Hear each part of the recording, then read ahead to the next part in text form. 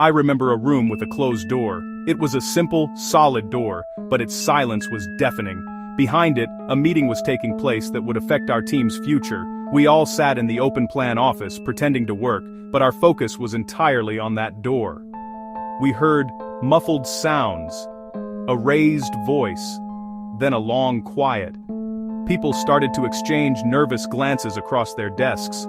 Some began typing messages to colleagues, speculating on the outcomes. The air grew thick with unspoken theories, each one a little more dramatic than the last. The space, once collaborative and open, had become a collection of isolated anxieties, all centered on the unknown behind that single piece of wood. We do this at work. We do this in our careers. Our brains are hardwired for narrative. They crave cause and effect, a clear beginning, middle, end. When faced with a gap in information, the brain doesn't wait. It actively fills in missing pieces. This is a survival mechanism. It prepared us for threats. In the modern workplace, it often backfires. It defaults to worst-case scenarios. Psychologists call this intolerance of uncertainty. The less we know, the more our minds assume the worst. Anxiety and stress can feel as real as physical danger. This shows up often in organizations. Consider corporate silence. Leaders who don't share create an information vacuum. Employees try to fill that void. They turn to informal networks. A small, unverified fact can morph into a fear-inducing story. Organizational silence is a catalyst for fear and distrust. Research shows the damage.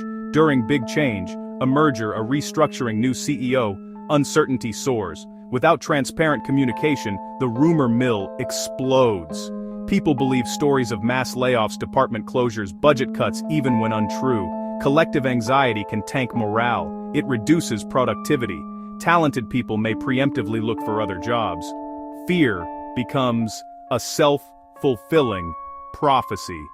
The core problem: without clear information, any story seems plausible.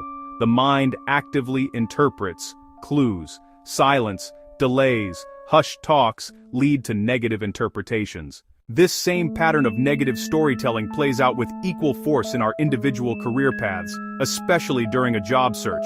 A candidate goes through multiple rounds of interviews. The final conversation seems to go exceptionally well. The hiring manager says, "We'll be in touch by the end of the week." Then, the end of the week passes. Monday comes and goes. Silence. I must have said something wrong. They found a better candidate. My references must have been terrible. The initial feeling of hope is quickly replaced by a sense of rejection and failure. This internal monologue can be deeply damaging. The longer the silence persists, the more convinced the candidate becomes of their own inadequacy. This belief doesn't just feel bad. It can actively harm their job search. A person who feels rejected is less likely to apply for another ambitious role. They may stop networking with the same confidence. They might even lower their salary expectations in future negotiations. The silence from one company can cast a long shadow over their entire career journey, slowing their momentum and eroding their self-worth. The reality behind the hiring delay is often far more boring and bureaucratic than our fears would have us believe. The hiring manager could be out sick. The final budget approval might be stuck with the finance department. The team could have been pulled into an unexpected, urgent project that has consumed all their time. Perhaps a key decision-maker is on vacation. The delay frequently has nothing to do with the candidate's qualifications or performance. It is a simple matter of internal logistics. Section 4. 2 paths through the panic. Clarity and perspective.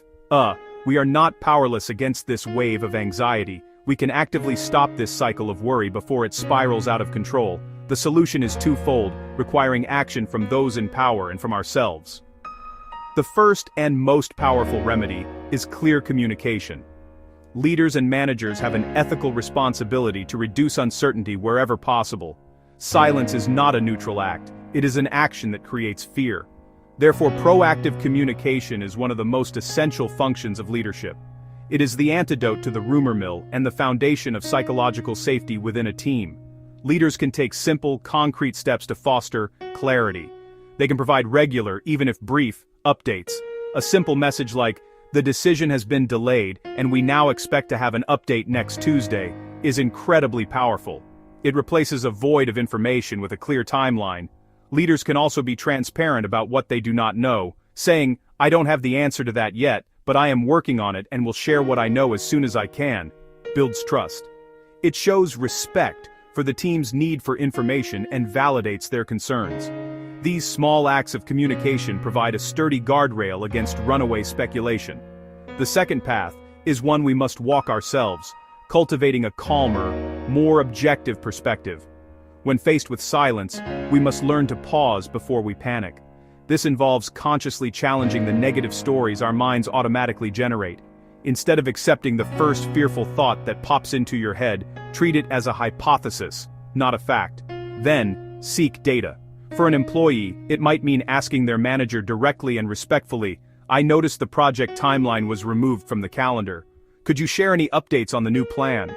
This practice of seeking clarity is a skill. It requires us to resist the urge to fill silence with assumptions.